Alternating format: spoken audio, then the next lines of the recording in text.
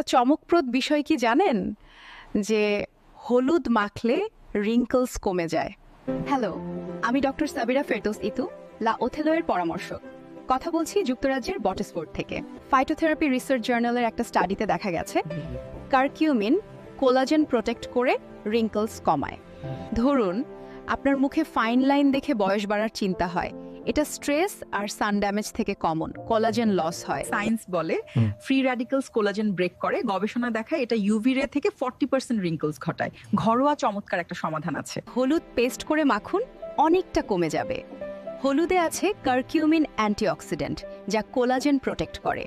আর সাথে retinol cream নিয়মিত ব্যবহার করুন, এটা কোলাজেন প্রোডাকশন বাড়িয়ে দেয়। প্রয়োজনে ডক্টরের পরামর্শ নিন।